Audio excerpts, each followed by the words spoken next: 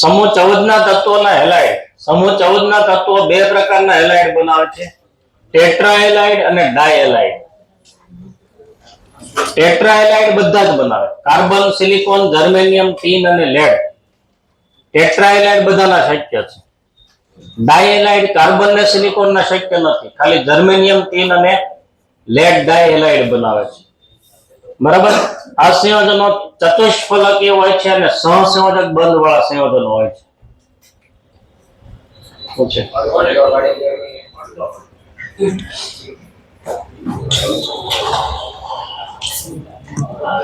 ચતુષ્ફલકીય સંયોજનો છે tetra halide અને એમાં સહસંયોજક બંધ હોય છે. બરાબર. સહસંયોજક બંધ વાળા સંયોજનો હોય છે.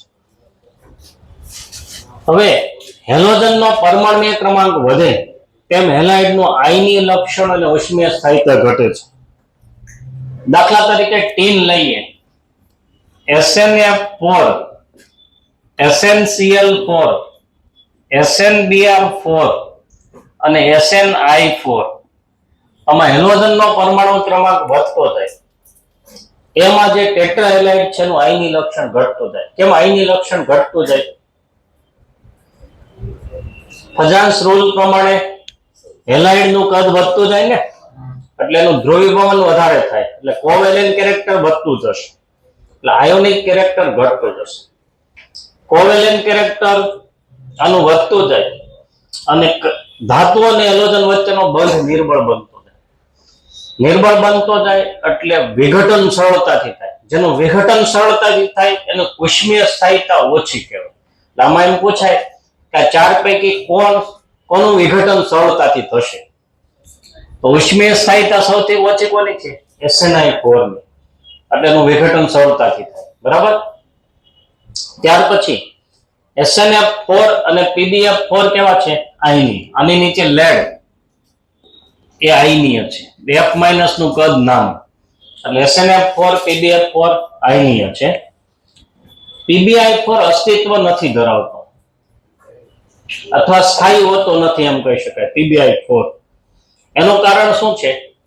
તો કે Pb છે એની ઇલેક્ટ્રોન રચના માં છેલ્લે 6s2 6p2 છે. સમજે ને? 6s માં 2 ઇલેક્ટ્રોન છે અને 6p માં 2 છે. હવે 4 સહસંયોજક બંધ માટે 4 ઇલેક્ટ્રોન કેવા હોવા જોઈએ? અયુગ્મિત. સંયોજકતા બંધનવાદ ભણ્યા આપણે એ પ્રમાણે 4 અયુગ્મિત ઇલેક્ટ્રોન હોવા જોઈએ. તો આ ઇલેક્ટ્રોન એક આમાં જવો જોઈએ, તો 4 અયુગ્મિત ઇલેક્ટ્રોન થાય. કાર્બનમાં એવું થાય છે, સંકરણ થાય છે. પણ અહીંયા શું થાય છે? Pb ને I નો એક બંધ બન્યો, Pb ને I વચ્ચે 4 I જોડવાના છે આપણે, એક બંધ બન્યો તો ઉર્જા તો થોડીક ઉત્પન્ન થાય છે, પણ એ ઉર્જા એટલી પૂરતી નથી કે 6s ના એક ઇલેક્ટ્રોન ને 6p માં મોકલી શકે અને 4 અયુગ્મિત ઇલેક્ટ્રોન પ્રાપ્ત થઈ શકે. એટલે એને કારણે શું થાય છે? આજે PbI4 છે અસ્તિત્વ ધરાવતો નથી, કારણ કે 4 અયુગ્મિત ઇલેક્ટ્રોન પ્રાપ્ત થઈ શકતા નથી. Pbi બંધ બન્યો પછી શું થાય? એ જે મુક્ત થતી ઉર્જા એટલી પૂરતી નથી હોતી કે જેથી 6s ના ઇલેક્ટ્રોન ને યુગ્મિત છે અયુગ્મિત બનાવે, એક ઇલેક્ટ્રોન 6p માં મોકલી દે. બરાબર. આવું શક્ય નથી. બીજું કારણ એવું આવે છે કે Pb ની સ્થાયી ઓક્સિડેશન અવસ્થા કઈ છે? +2.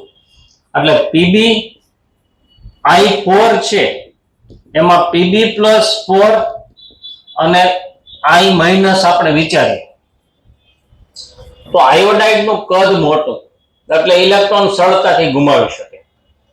એટલે ઇલેક્ટ્રોન ગુમાવીને I2 માં શું કરે છે? ઓક્સિડેશન પામે છે. I- I2 માં ઓક્સિડેશન પામે છે.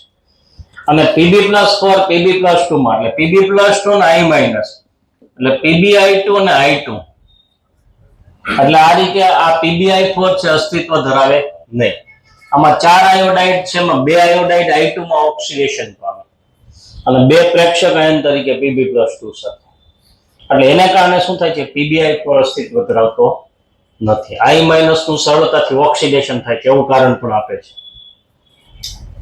પછી CCl4 સિવાયના જે ટેટ્રા હેલાઇડ છે એ પાણી વડે જળ વિભાજન પામે છે. CCl4 સિવાયના ટેટ્રા હેલાઇડ લઈએ તો જળ વિભાજન પામે છે, પણ જળ વિભાજન અલગ અલગ છે. CCl4 જળ વિભાજન પામતો નથી, યાદ રાખજો. આ પ્રશ્ન આવેલો, કોણ જળ વિભાજન પામતો નથી, કોણ જળ વિભાજન પામે છે, અગાઉના સમૂહમાં પણ આવી ગયું. તો અહીંયા SiF4 ને SiCl4 નું જળ વિભાજન અલગ છે.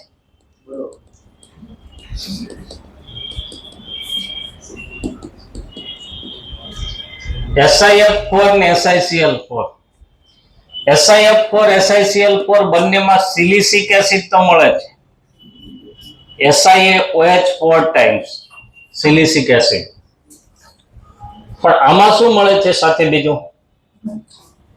2 મોલ H2SiF6 મળે છે, અને આમાં 4 HCl, 4 H અને 4 Cl, 4 H ને 4 OH, એમાં 4 OH અહીંયા આવી ગયા, બરાબર. એટલે આ એક ડિફરન્સ ધ્યાનમાં રાખજો. પણ પાછું આવું સંયોજન છે SnCl4 એ અલગ રીતે જળ વિભાજન પામે છે, એમાં ઓક્સાઇડ બને છે 2H2O, એટલે SnO2 + 4HCl.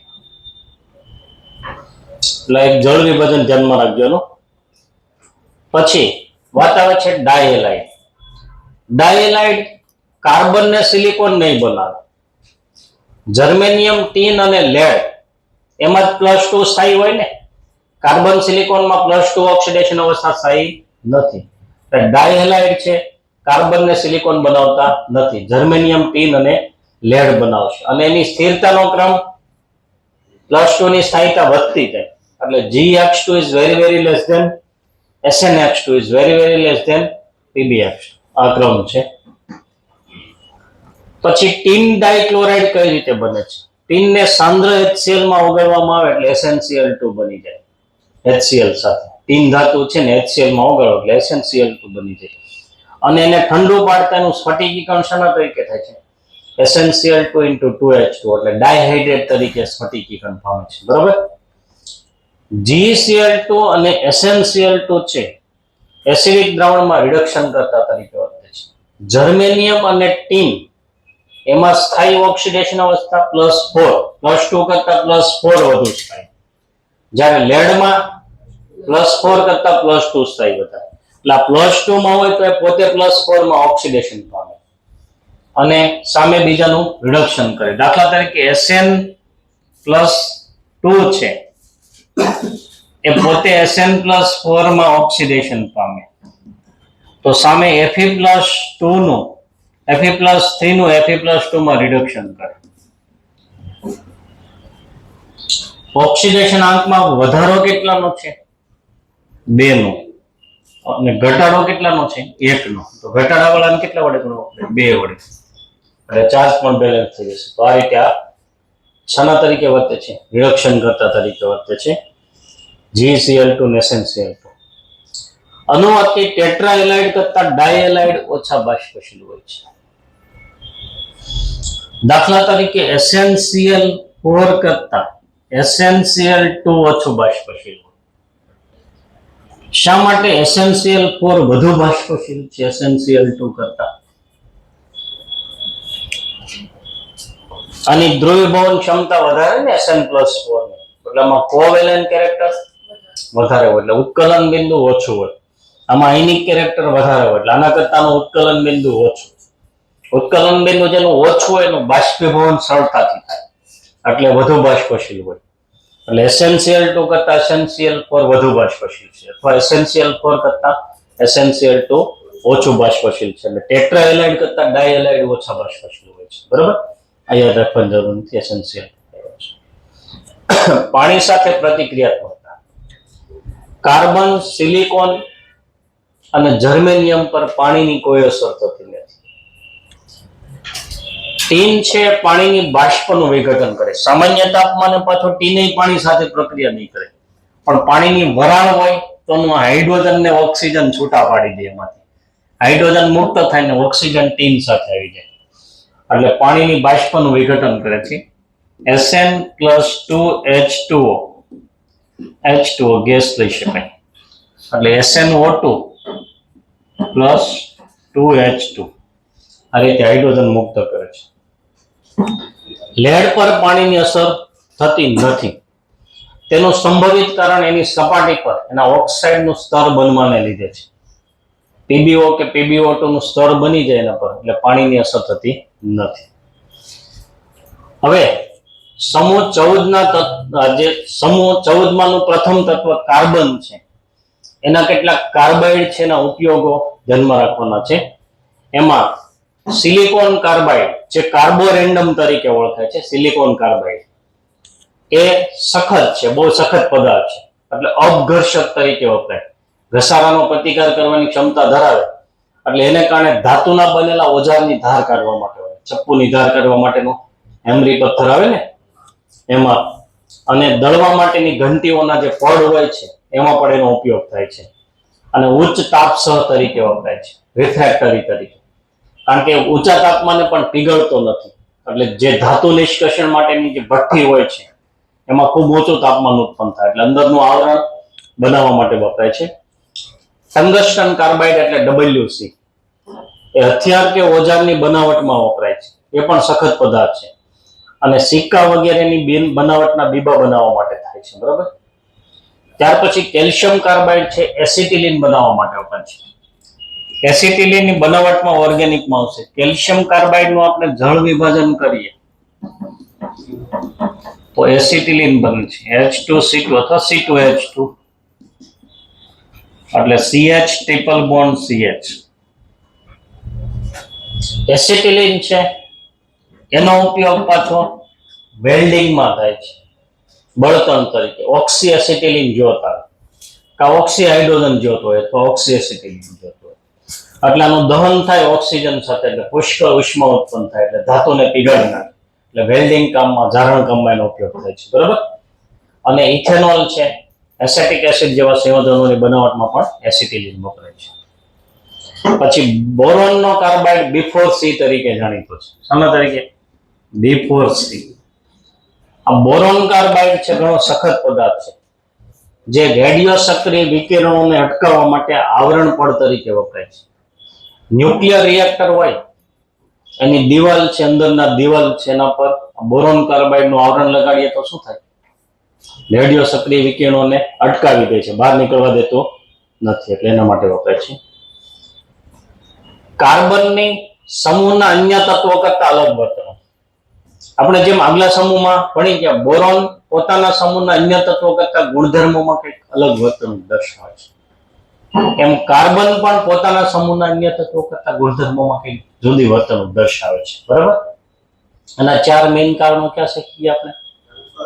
એક તો નાનું કદ, ઊંચી વિદ્યુત ઉર્મિલતા, ઊંચી આયનીકરણ એન્થાલ્પી અને સંયોજકતા કોષમાં ડી કક્ષકોનો અભાવ. આ 4 કારણોને લીધે એ સમૂહના અન્ય તત્વો કરતા ગુણધર્મોમાં કંઈક જુદું પડે છે. ક્યાં ગુણધર્મોમાં જુદું પડે છે? તો કાર્બન છે એક મેક્સિમમ 4 સહસંયોજક બંધ બનાવી શકે છે, કારણ કે એમાં ડી કક્ષકો અવેલેબલ નથી. જ્યારે સમૂહના અન્ય તત્વોમાં ડી અથવા ડી અને એફ કક્ષકો પ્રાપ્ય હોવાથી તે 4 કરતા વધુ સંવર્ગાંક એટલે 5 કે 6 સંવર્ગાંક ધરાવતા અથવા એટલે સહસંયોજક બંધ પણ બનાવી શકે છે. દાખલા તરીકે આપણે આમ લખીએ SiF6-2. આમાં Si નો સંવર્ગાંક કેટલો થઈ ગયો? 6. કાર્બન બીજા કાર્બન પરમાણુ સાથે એકલ બંધ ઉપરાંત દ્વિબંધ ને ત્રિબંધ પણ બનાવી શકે ને. આલ્કેનમાં કાર્બન કાર્બન સિંગલ બોન્ડ હોય, આલ્કીનમાં ડબલ બોન્ડ હોય, આલ્કાઇનમાં ટ્રિપલ બોન્ડ હોય, અને ડબલ બોન્ડ કે ટ્રિપલ બોન્ડ પણ બનાવી શકે છે. તેમજ કદમાં નાના અને ઊંચી વિદ્યુત ઉર્મિલતા ધરાવતા તત્વો જેવા કે ઓક્સિજન, નાઇટ્રોજન, સલ્ફર સાથે પણ મલ્ટીપલ બોન્ડ બનાવી શકે છે. કાર્બન કાર્બન ડબલ બોન્ડ પણ આવે, કાર્બન કાર્બન ટ્રિપલ બોન્ડ પણ આવે. એમ કાર્બન ઓક્સિજન ડબલ બોન્ડ આવે, ઓક્સિજનની સંયોજકતા 2, નાઇટ્રોજનની 3 એટલે નાઇટ્રોજન સાથે સિંગલ બોન્ડ તો આવે, એક બાકી હોય, બરાબર. દાખલા તરીકે ઓક્ઝાઇમ હોય તો C ડબલ બોન્ડ NOH હોય ને, એમ હોય. પછી ટ્રિપલ બોન્ડ પણ આવે નાઇટ્રોજન સાથે, સાયનાઇડમાં ટ્રિપલ બોન્ડ હોય, નાઇટ્રોજનની 3 સંયોજકતા સંતોષાય જાય. અને સલ્ફર સાથે ઓક્સિજનની જેમ સલ્ફર સાથે ડબલ બોન્ડ રચાય છે, એટલે એની સાથે પીપાઈ પીપાઈ બંધ બનાવે છે. બંનેની પી કક્ષકોનો યુઝ કરી અને પીપાઈ પીપાઈ બંધ બને છે, બરાબર. જો અન્ય તત્વોના પરમાણ્વીય કદ મોટા હોય કાર્બન સાથે બીજો તત્વ કોઈ મોટા કદનો લઈએ, નાના કદના લઈએ, નાઇટ્રોજન, ઓક્સિજન, સલ્ફર, તો કોઈ પ્રોબ્લેમ નથી. પણ મોટા કદના પરમાણુ હોય તો પીપાઈ કક્ષક સંમિશ્રણ અસરકારક રહેતું નથી. બરાબર.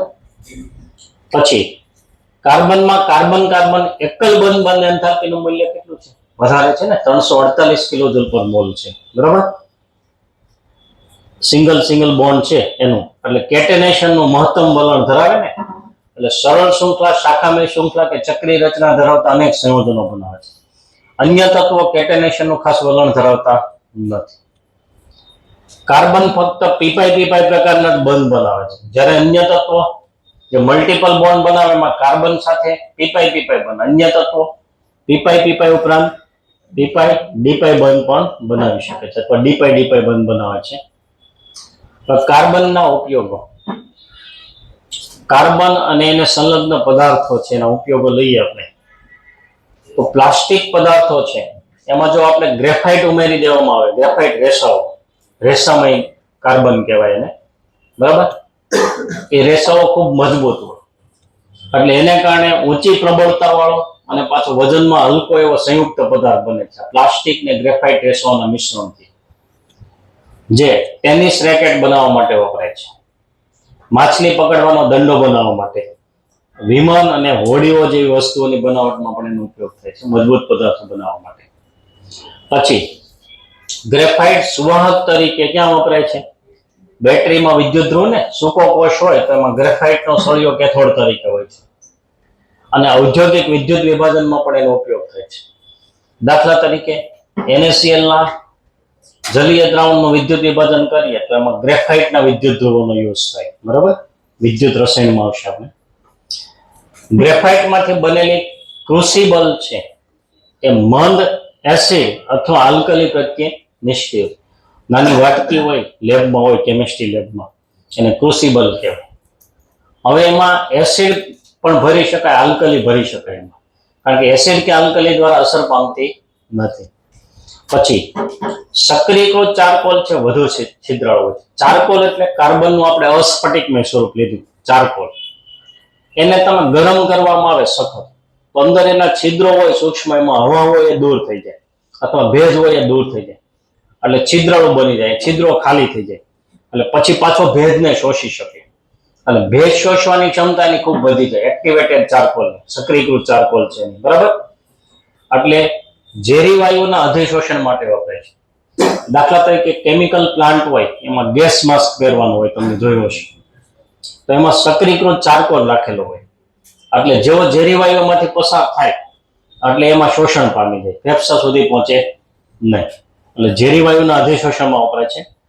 પાણીની ગાળણ ક્રિયામાં પણ એનો ઉપયોગ થાય છે. પહેલા જે ફિલ્ટર આવતા એમાં આવા રેસાઓનો યુઝ થતો, એટલે એમાંથી પાણી પસાર થાય એટલે કાર્બનિક સંદૂષકો છે, પ્રદૂષક પદાર્થો, એને શોષી લે છે. બરાબર. દૂર કરે છે. અને વાતાનુકૂલિત પ્રણાલીમાં વાસને નિયંત્રિત કરવા માટે ઉપયોગ થાય છે. એસી હોય ને રૂમ બંધ રહેતો હોય તો ઉચ્છવાસ ભેગા થાય એટલે શું થાય? અમુક સમય પછી એમાં વાસ આવવા માંડે. તેમાં આજે સક્રિયકૃત ચારકોલનો યુઝ કરીએ તો જે વાસવાળા વાયુઓ છે એને શોષી લે છે, એટલે એને વાસને નિયંત્રિત કરવા માટે વપરાય છે. પછી કાર્બન બ્લેક છે, એક તો બ્લેક ઇંકમાં વપરાય છે, કાળી શાઈ હોય બ્લેક ઇંક, એમાં કાર્બન બ્લેક વપરાય છે. કાળા વર્ણક તરીકે વપરાય છે, રંગક અથવા વર્ણક કહીએ છીએ ને આપણે, પિગમેન્ટ. બરાબર. એના તરીકે વપરાય છે.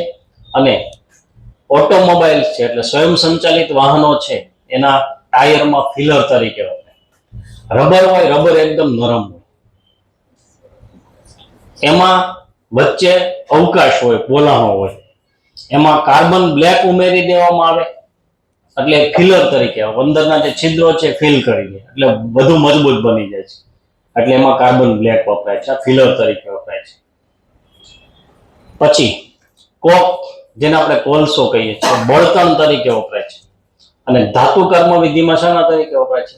રિડક્શન કરતા તરીકે. ધાતુ મેળવી હોય, દાખલા તરીકે આયનનો ઓક્સાઇડ છે આપણી પાસે, Fe2O3, એમાં કાર્બન ઉમેરો એટલે Fe ધાતુ મુક્ત થાય, Fe+3 નું Feમાં રિડક્શન થાય, એટલે એમાં રિડક્શન કરતા તરીકે વપરાય છે. એટલે ધાતુ કર્મ વિધિમાં ધાતુ મેળવવાની હોય એમાં રિડક્શન કરતા તરીકે પણ વપરાય છે.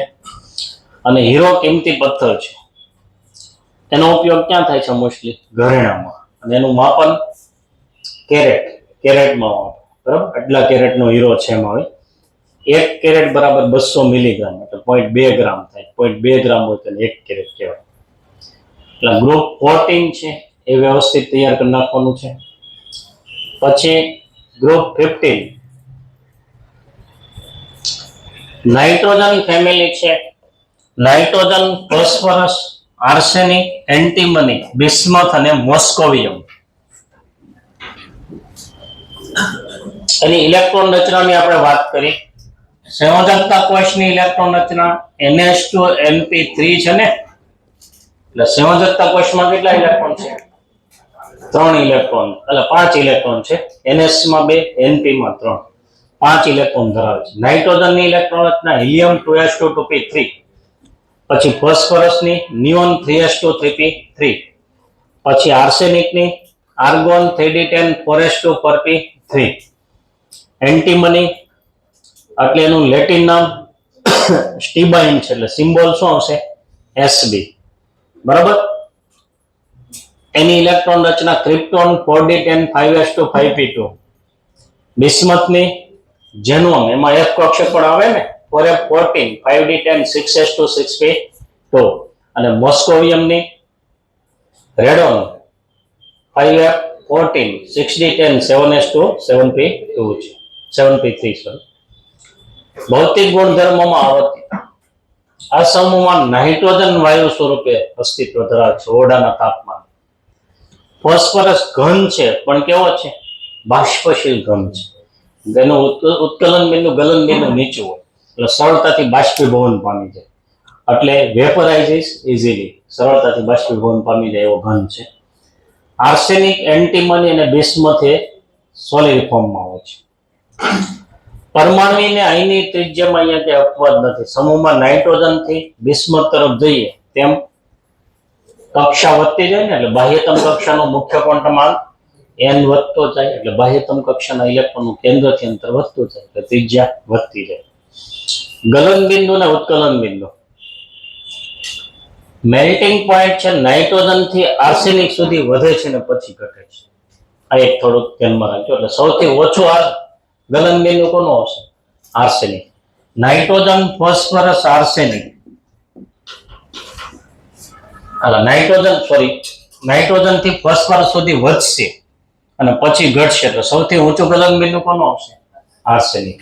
પછી એન્ટીમની અને બિસ્મથ નું ઘટે, ધાત્વિક બંધ નિર્બળ બનતો જાય. આમાં પછી ધાતુઓ આવી જાય, અધાતુઓ છે. નાઇટ્રોજન તો ઓરડાના તાપમાને વાયુ સ્વરૂપે છે, એટલે એનું ગલન બિંદુ અને ઉત્કલન બિંદુ સૌથી નીચું હશે. તો નાઇટ્રોજન થી આર્સેનિક સુધી વધે અને પછી ઘટાડો થાય છે. ક્રમ લખવો હોય તો અહીંથી શરૂ કરવાનું, અને પછી આ છેલ્લે નાઇટ્રોજન, બરોબર, આર્સેનિક, એન્ટીમની, બિસ્મથ ઘટતો જાય, પછી એના કરતા ઓછું ફોસ્ફરસ, એના કરતા ઓછું નાઇટ્રોજન. બોઇલિંગ પોઈન્ટમાં પાછો નિયમિતપણે વધારો થાય છે. નાઇટ્રોજન થી બિસ્મથ સુધી વધારો થાય છે. મેલ્ટિંગ પોઈન્ટ છે એમાં આ રીતનો ક્રમ છે. સમૂહ 14 ના તત્વો કરતા સમૂહ 15 ના તત્વો છે ના ગલન બિંદુ નીચા હોય, કારણ કે સમૂહ 14 ના તત્વો પરમાણુનું વિશાળ નેટવર્ક ધરાવે ને. આપણે હીરો અને ગ્રેફાઇટ ની વાત કરી તો પરમાણુઓનું વિશાળ નેટવર્ક હોય છે, એને કારણે. અને સમૂહ 15 ના તત્વો પાછા અલગ અણુ તરીકે હોય. દાખલા તરીકે N2, એમાં પછી અનેક N જોડાયેલા ન હોય. P4 આ રીતે અલગ અણુ તરીકે હોય છે, એટલે એને કારણે સમૂહ 14 ના તત્વો કરતા સમૂહ 15 ના તત્વોના ગલન બિંદુ નીચા હોય છે. ઘનતાની વાત કરીએ તો નાઇટ્રોજન થી બિસ્મથ તરફ જઈએ એટલે ઘનતા નિયમિતપણે વધતી જાય છે. આગળના સમૂહમાં પણ નિયમિતપણે વધારો થતો. આયનીકરણ ઉર્જા નાઇટ્રોજન થી બિસ્મથ તરફ જતા આયનીકરણ ઉર્જા સમૂહમાં ઘટતી જાય છે. એ પણ આપણે તત્વોના વર્ગીકરણમાં આવી ગઈ વાત. એક જ સમૂહના તત્વો છે, આમાં કે અપવાદ છે નહીં. નાઇટ્રોજન થી બિસ્મથ તરફ આયનીકરણ ઉર્જામાં ક્રમશઃ ઘટાડો. આયનીકરણ ઉર્જા ખાલી શબ્દ આવે એટલે આપણે શું સમજવાનું? પ્રથમ આયનીકરણ ઉર્જા, બરાબર. સમૂહ 15 ના તત્વોમાં પછી 14 ના તત્વો કરતા 15 ના તત્વોની આયનીકરણ ઉર્જા વધારે, એ તો નિયમ પ્રમાણે છે, પણ 16 કરતા કેવી છે? વધારે. ઓછી હોવાને બદલે વધારે છે ને, એનું કારણ શું? પી કક્ષક કેવી છે? અર્ધપૂર્ણ છે, એટલે એની સ્થાયીતા વધારે હોય ને. પી કક્ષક અર્ધપૂર્ણ હોવાથી એની સ્થાયીતા કેવી હોય છે? વધારે. એટલે એમાંથી ઇલેક્ટ્રોન દૂર કરવા વધારે ઉર્જાની જરૂર પડે છે. એટલે સમૂહ 16 ને 15 માં આયનીકરણ ઉર્જામાં આપણે અપવાદ લઈએ છે ને, એના કરતા વધારે હોય છે. વિદ્યુતરોમયતા, નાઇટ્રોજન થી બિસ્મથ તરફ જઈએ તેમ વિદ્યુતરોમયતામાં ક્રમશઃ ઘટાડો થાય છે. સમૂહમાં ઉપરથી નીચે જઈએ એમાં કઈ અપવાદ નથી. ધાત્વિક ગુણમાં પણ તમે જાણો તો નાઇટ્રોજન અને ફોસ્ફરસ શું છે? અધાતુ તત્વો છે. પછી આર્સેનિક, એન્ટીમની અર્ધધાતુ તત્વો એટલે મેટાલોઇડ્સ તરીકે લેવામાં આવે છે, અને બિસ્મથ એ ધાતુ તત્વ છે. ઓક્સિડેશન અવસ્થા, નાઇટ્રોજન -3 થી +5 સુધીની બધી જ ઓક્સિડેશન અવસ્થાઓ ધરાવે છે. દાખલા તરીકે NH3 લઈએ, એમાં નાઇટ્રોજનની ઓક્સિડેશન અવસ્થા -3 હોય. NH2 લઈએ, હાઇડ્રોજન, એમાં 4H ની +4, 2N ની -4 એટલે N ની -2 હોય. આમાં -3 હોય, આમાં -2 હોય. NH2OH લઈએ, હાઇડ્રોક્સિલ એમાઇન, એમાં N ની -1 હોય. HN3 લઈએ, હાઇડ્રોજોઇક એસિડ, એમાં N ની -1/3 હોય, H+1. HN3 એટલે હાઇડ્રોજોઇક એસિડ.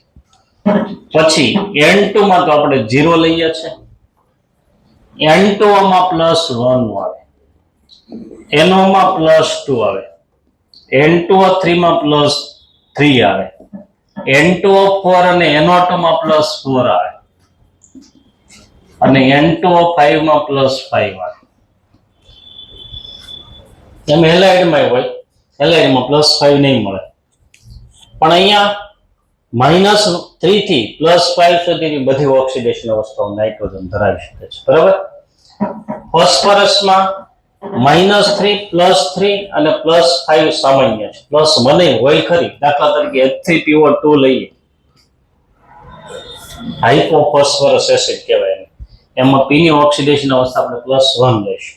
પણ આ ત્રણ કોમન, -3, +3 ને +5. આર્સેનિકમાં પાછી અને એન્ટીમનીમાં ઋણ ઓક્સિડેશન અવસ્થા નહીં જોવા મળે. નીચે જઈએ તેમ વિદ્યુતરોમયતા ઘટતી જાય ને, એટલે ઋણ ઓક્સિડેશન અવસ્થા જોવા નહીં મળે એમાં. +3 ને +5. ને બિસ્મથ તો ધાતુ તત્વ છે, ઇલેક્ટ્રોન મેળવે નહીં, ગુમાવવાની જ વૃત્તિ હોય, એટલે એમાં માઇનસ નહીં જોવા મળે. એની સ્થાયી કઈ +5 એમાં બહુ ઓછી સ્થાયી, એક BiF5 કદાચ એમાં, બરાબર. બાકી +5 માં એના સંયોજનો નહીં મળે, એમાં +3 વધુ સ્થાયી છે. હવે આપણે આગલા બે સમૂહમાં ભેળા એની રીતે જ સમૂહમાં નીચે જઈએ તેમ -3 ઓક્સિડેશન અવસ્થાની સ્થાયીતા ઘટતી જાય.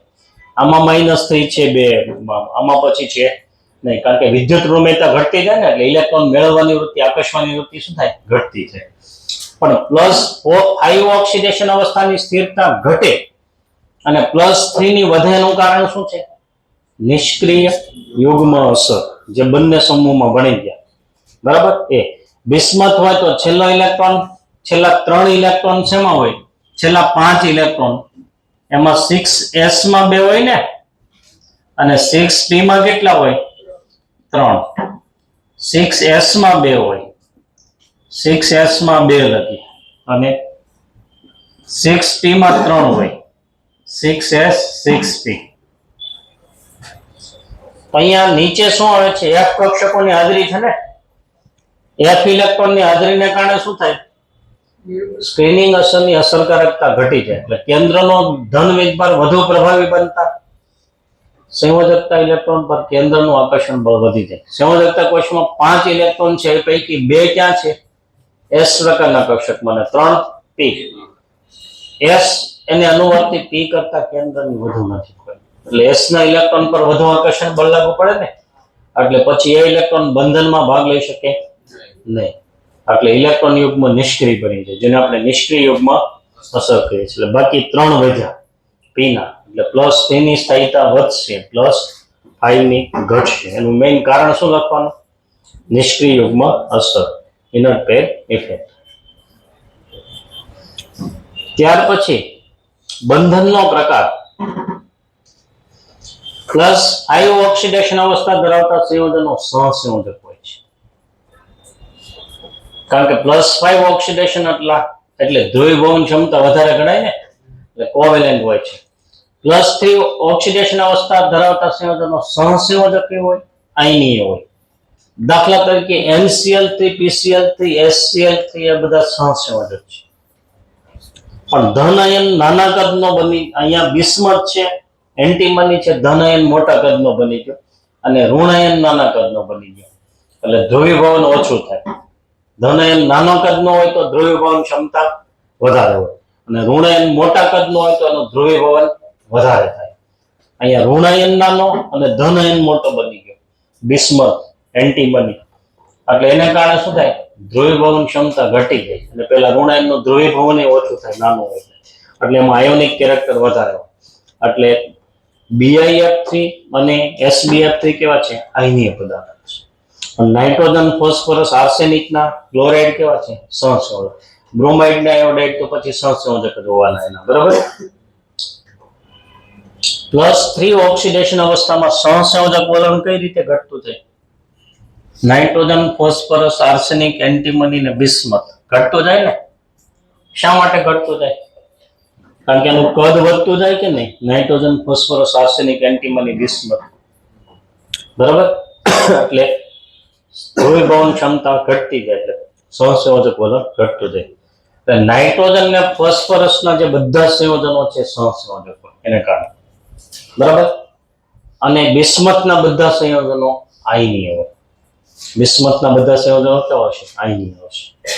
આર્સેનિક ને એન્ટીમની બંને પ્રકારના સંયોજનો સહસંયોજક બનાવશે ને આયનીય બનાવશે. હવે મહત્તમ સંયોજકતા, મહત્તમ સંયોજકતા નાઇટ્રોજન માટે કેટલી આવશે? 5. નાઇટ્રોજન માટે 4 આવશે. દ્વિકક્ષકો અવેલેબલ નથી ને, એટલે sp3 સંકરણ મેક્સિમમ બને. NH3 માં n ની સંયોજકતા 3 કહેવાય, n સાથે 3H, પણ NH4 પ્લસ માં શું થઈ જાય? 4. એટલે નાઇટ્રોજન ની મહત્તમ સંયોજકતા 4 આવશે. 4 કરતા વધારે નહીં. દ્વિકક્ષકો નથી, JEE નીટ બંનેમાં પૂછાઈ ગયો છે, બરાબર. NCl5 શક્ય નથી, PCl5 શક્ય છે, પણ NCl5 શક્ય નથી. એનું કારણ શું? n માં ડી કક્ષકોનો અભાવ. n પાસે ડી કક્ષકો નથી ને, એટલે એક S ને 3 P, મેક્સિમમ 4 કક્ષકોનો ઉપયોગ કરી શકે. એટલે મહત્તમ સંયોજકતા કેટલી આવે? 4. n સિવાયના તત્વોમાં ખાલી ડી કક્ષકોને કારણે શું હોય છે? મહત્તમ 5 કે 6 સંયોજકતા ધરાવે છે. PCl5 માં P ની સંયોજકતા કેટલી કહેવાય? 5. પછી SbF6 માં Sb ની 6 કહેવાય, PF6 માઇનસ માં P ની 6. એટલે PF5 ને PCl5 શક્ય છે, પરંતુ NF5 કે NCl5 શક્ય નથી, કારણ કે n ની 5 સંયોજકતા શક્ય બને નહીં. શા માટે શક્ય નથી બનતી? ડી કક્ષકો અવેલેબલ નથી, ડી કક્ષકોનો અભાવ છે. કેટેનેશન, કેટેનેશન નું આ સમૂહમાં ખાસ નથી પૂછાતું.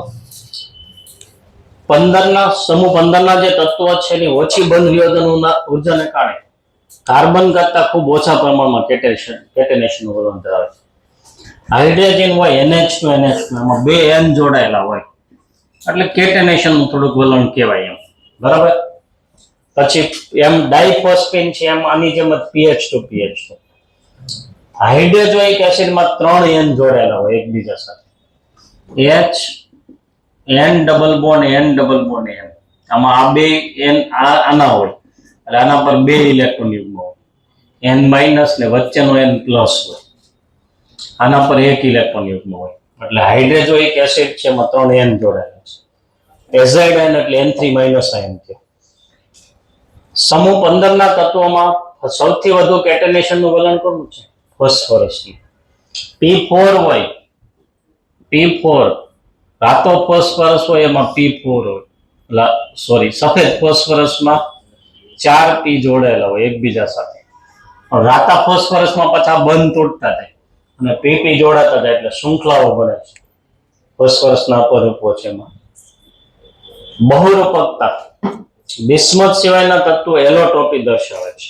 એલોટ્રોપીને પ્રશ્નમાં જનરલી નથી આવતા, ટેક્સ્ટમાં નથી, રેફરન્સમાં છે. નાઇટ્રોજન છે એ આલ્ફા નાઇટ્રોજન, બીટા નાઇટ્રોજન ને વાયરૂપ નાઇટ્રોજન અપરૂપો એના ગણાય છે. ફોસ્ફરસના અપરૂપો આવે, એમાં સફેદ ફોસ્ફરસ, રાતો ફોસ્ફરસ અને કાળો ફોસ્ફરસ ત્રણ મેઇન લેવાના છે. બીજો હોય છે વાયોલેટ ને સ્કાર્લેટ. આર્સેનિક એમાં પીળો એટલે યલો, ગ્રે અને બ્લેક આર્સેનિક, અને એન્ટીમની યલો, બ્લેક ને એક્સપ્લોઝિવ વિસ્ફોટક. તમારે ખાલી ફોસ્ફરસના જે અપરૂપો છે અથવા બહુરૂપો છે એ યાદ રાખવાના છે. ક્યાં? સફેદ ફોસ્ફરસ, રાતો ફોસ્ફરસ અને કાળો ફોસ્ફરસ. બરાબર? એના જે આખું ડિટેલમાં પેલા આવતો સ્ટડી એ હવે સિલેબસમાં નથી. ફોસ્ફરસના અપરૂપો. પરમાણિકતા. નાઇટ્રોજન છે દ્વિપરમાણુ અણુ તરીકે અસ્તિત્વ ધરાવે છે, જેમાં બે n વચ્ચે ટ્રિપલ બોન્ડ હોય છે.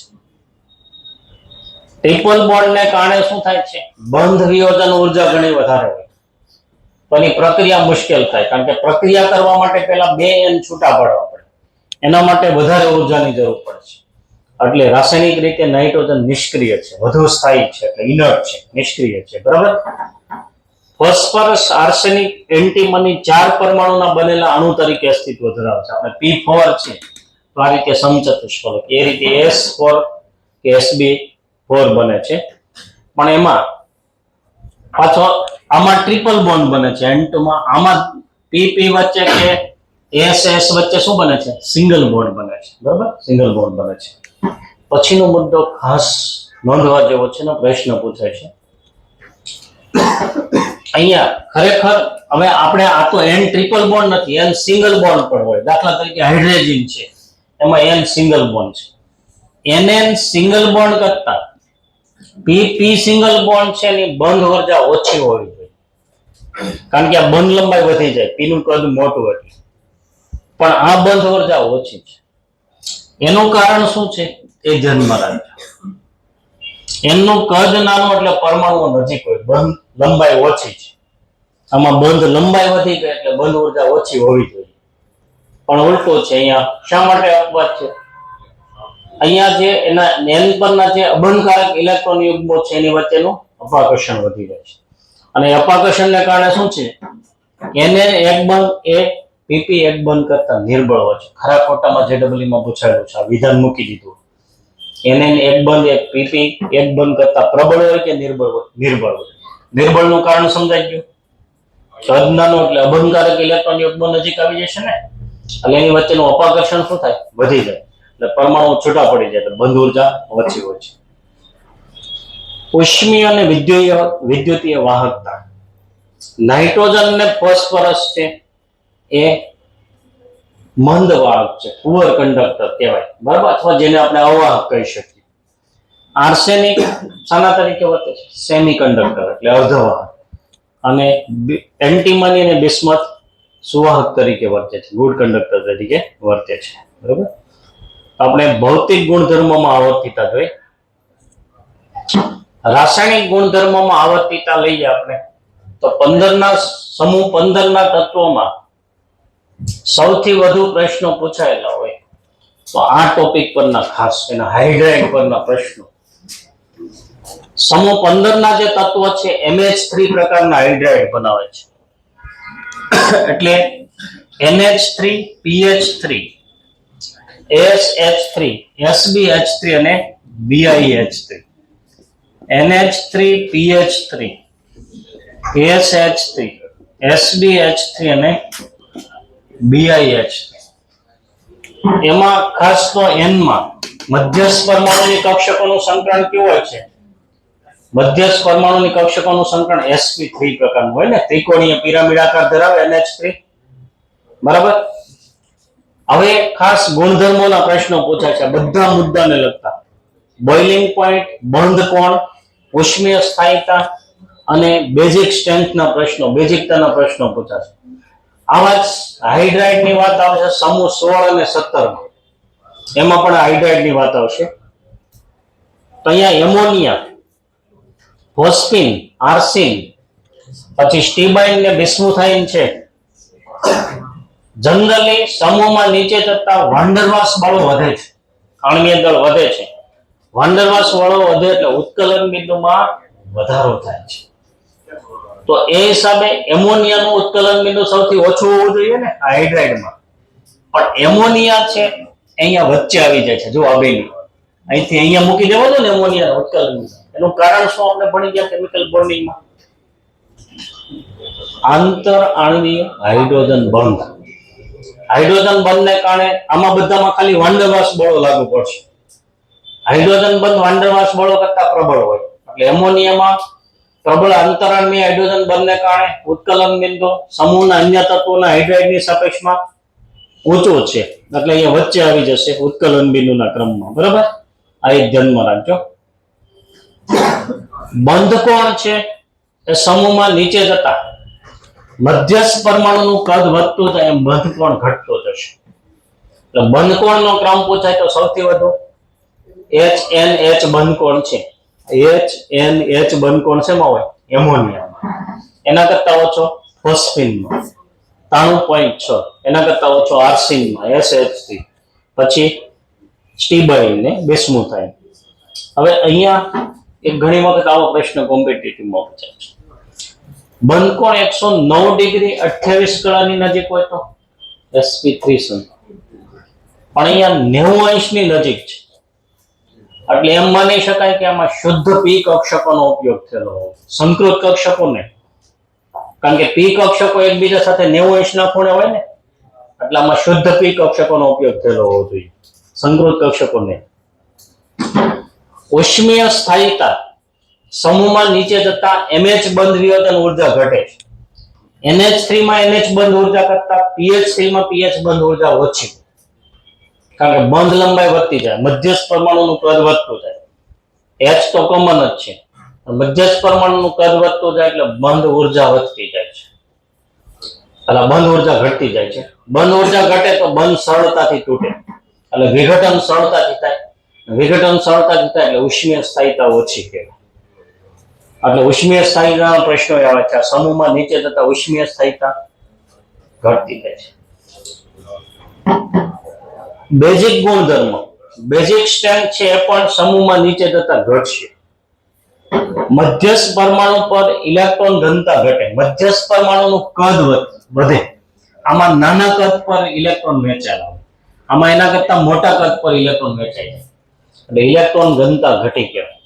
અને ઇલેક્ટ્રોન ઘનતા ઘટે એટલે શું થાય? બેઝિકતા ઘટતી જાય. આમાં સૌથી વધુ બેઝિકતાનો ક્રમ પૂછે તો NH3, PH3, SH3, SBH3, BIH3 બેઝિકતા ઘટતી જાય. ઉત્કલન બિંદુ કોનું સૌથી ઓછું? PH3 નું. PH3 નું એમ પૂછાય આમાં કોનું બાષ્પીભવન સૌથી સરળતાથી થશે? PH3 નું. આ પાંચમાંથી આપ્યા હોય 4, તો કોનું બાષ્પીભવન સરળતાથી થાય? PH3 નું. જેનું ઉત્કલન બિંદુ ઓછું હોય એનું બાષ્પીભવન સરળતાથી થાય. અથવા કોની બાષ્પાયન એન્થાલ્પી સૌથી ઓછી છે આવો પ્રશ્ન પૂછાય. 5 આપેલા હોય તો પણ કોની ઓછી સૌથી? PH3. બરાબર, રાજનમાં આ મુદ્દા આપણે લઈ લીધા. હાઇડ્રોજન બંધને કારણે ઉત્કલન બિંદુ ઊંચું છે. દ્રાવ્યતાની વાત કરીએ તો આ પાંચેયમાં પાણીમાં ફક્ત કોણ દ્રાવ્ય છે? એમોનિયા. કારણ કે પાણીના અણુ સાથે હાઇડ્રોજન બંધ બનાવે છે. બાકીના જે સંયોજનો છે, બાકીના હાઇડ્રાઇડ છે એ પાણીમાં કેવા છે? અદ્રવ્ય છે. એમોનિયા પાણીમાં દ્રવ્ય છે. ઓકે, લાઈટ બંધ કરી.